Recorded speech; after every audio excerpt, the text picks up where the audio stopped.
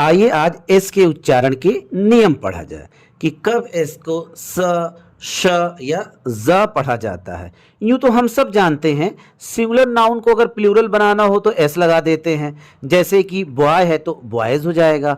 इसी तरीके से वर्ब में भी अगर आगे एस या ई एस लगाते हैं, जैसे गो है गोज हो जाएगा ई एस लगा देने पे, यानी यहाँ पर भी एस को ज पढ़ा जा रहा है। ऐसे ही एपिस्ट्रॉफी एस को भी ज ही ज़्यादातर जगहों पे पढ़ा जाता है, जैसे राहुल का राहुल्स। आइए देखते हैं इसको कब स बोला जाता है। देखिए, जब कोई भी वर्ड अनवॉयस्ड साउंड से खत्म हो, जैसे कि किसी वर्ड के लास्ट का लेटर पी, टी, के, एफ या था हो, था मतलब टी एच हो, दा नहीं, टी एच का मतलब था हो, तो वहां पर एस को स पढ़ा जाएगा। जैसे स्टॉप्स, कैट है एस लगा दिया, कैट्स, बुक्स, लॉप्स। अब यहाँ पे तो आप सोचेंगे कि एफ तो है नहीं, जी एच है। देखिए, जी एच को यहाँ पे एफ पढ़ा जा रहा है ना, एफ का साउंड आ रहा, और हम सब जानते हैं English is sound based language. जैसा साउंड होता है वैसा ही प्रोनाउंसिएशन का रूल फॉलो होता है। ऐसे देखिए मैथ्स। आइए देखते हैं इसको कब ज पढ़ा जाता है।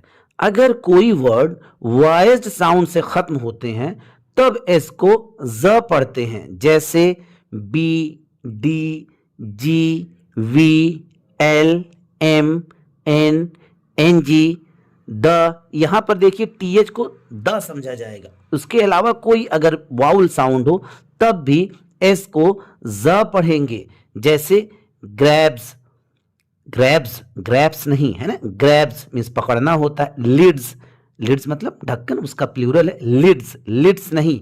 डॉग्स, ज्यादातर लोग डॉग्स कहते हैं, नहीं डॉग्स।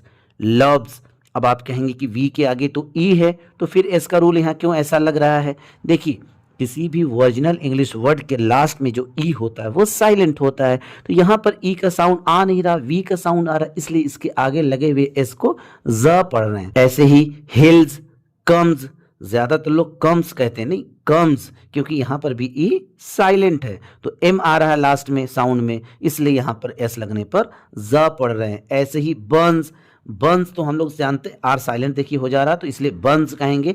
ये जलने से जो जख्म होता है उसको बर्न्स कहते हैं। उसके अलावा बर्न मीन्स जलना भी होता है। स्टिंग्स, स्टिंग्स नहीं होता, स्टिंग्स होता है, जिसका मतलब होता है डंक मारना। ऐसे ही ब्रीथ्स, ब्रीथ्स वर्ब है ना, इसका मतलब होता है सांस लेना। ब्रेथ तो सुना, ये नाउन है, इसका मतलब है सांस। गोज, बचपन से हम लोग ये वर्ब पढ़ते आ रहे हैं कि जी ओ के आगे ई एस लगा देंगे तो गोज हो जाएगा, है ना। वहां पर हमने नोटिस नहीं किया होगा कि गोज के बदले गोज क्यों हो रहा है, क्योंकि ये रूल है, इसीलिए एस को यहाँ पर ज पढ़ा जा रहा है, जैसा कि रूल में हमने शुरू में बताया है। आइए देखते हैं इसको इज कब पढ़ा जाता है। इज मतलब आई जेड, जैसे कि प्लेजर, जज, तो ज निकल रहा है ना वाइब्रेशन के साथ, तो इज, तो कैसे कहां पढ़ेंगे? अगर कोई word S, Z, S H, C H, Z H या डी जेड से खत्म हो रहा हो तो इनमें ई एस को जोड़ने पर ई एस को इज पढ़ेंगे। जैसे बसेज, बसेज नहीं होता, बजेज, बजेज नहीं होता। विशेज, ज्यादातर लोग विशेज बोलते हैं, अरे विशेज नहीं होता, विशेज। ब्रांचेज, ये भी बहुत ज्यादा लोग गलती करते हैं, ब्रांचेज बोलते हैं, ब्रांचेज।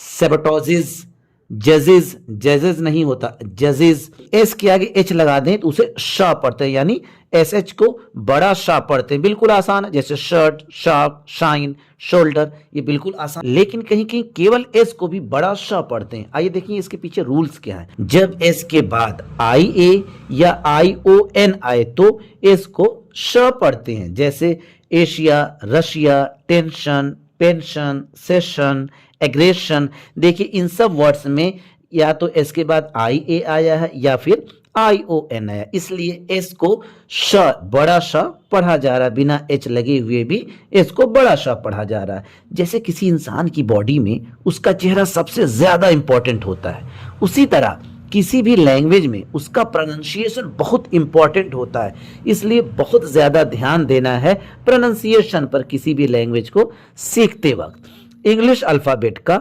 20वां लेटर है टी।